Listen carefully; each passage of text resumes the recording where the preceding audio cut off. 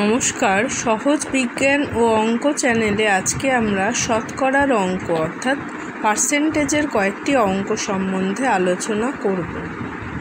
এটি ক্লাস 6-এর সিলেবাসের অন্তর্ভুক্ত। যে অঙ্কগুলো প্রথমেই আমরা শুরু করব সেগুলি হলো এইরূপ।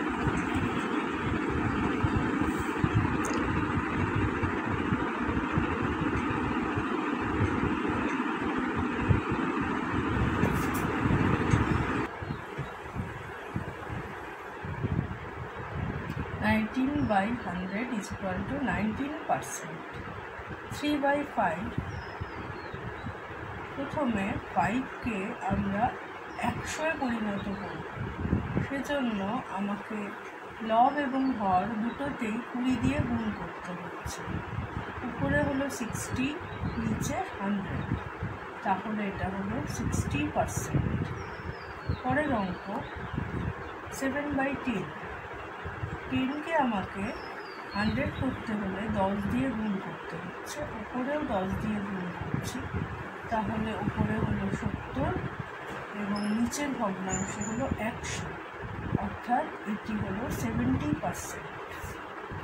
পরের অঙ্ক 0.21 is equal to 21 by 100, অর্থাৎ এটি 21%।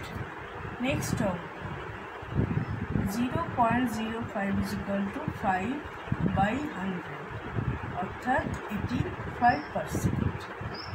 নেক্সট অঙ্ক 0.8 is equal to 8 by 10, উপরে নিচে 10 দিয়ে গুণ করছি, নিচে 100 আনার জন্য হলো 80 by 100, অর্থাৎ 80%। 3.75 is equal to 376 is equal to by 100, অর্থাৎ এটা 376%। এটি মিশ্র ভগ্নাংশকে অপ্রকৃততে পরিণত করছি। 13 by 5, 5কে 100-এ পরিণত করছি।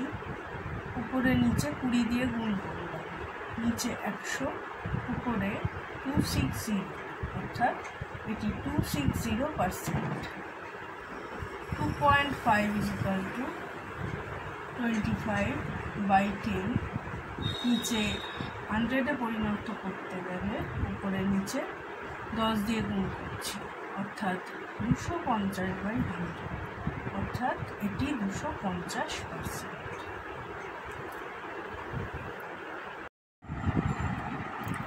দুয়ের দাগের অঙ্ক 60%-এর 10% কত?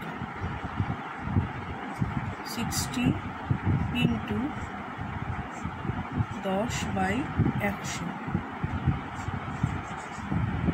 10% মানে 10 by 100। শূন্যগুলো উপর নিচে কেটে দিলাম, হলো 6, তাহলে আমাদের উত্তর হলো 6। পরের প্রশ্ন 45-এর 20% কত?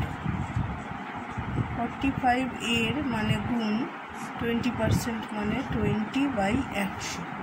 কাটাকুটি করছি, দুটো উপর নিচে শূন্য কাটলাম, 5 দুগুণে 10, 5 নং 45, 2 উপর নিচে কেটে দিলাম, উপরে শুধু 9 পড়ে আছে, তাহলে উত্তর হলো 9।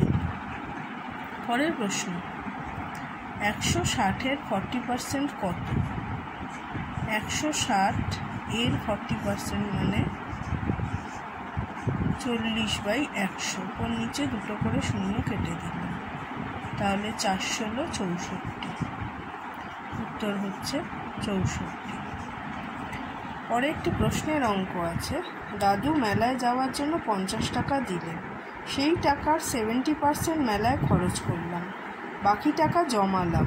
কত টাকা খরচ করলাম ও কত টাকা জমালাম? দাদু দিয়েছেন 50 টাকা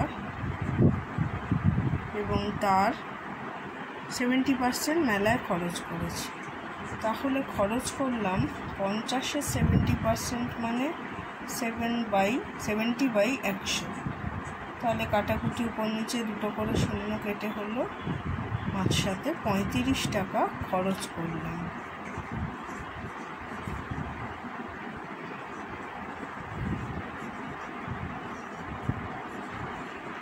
তাহলে কত টাকা জমালাম? 50 থেকে 35 বিয়োগ করলেই বেরিয়ে যাবে।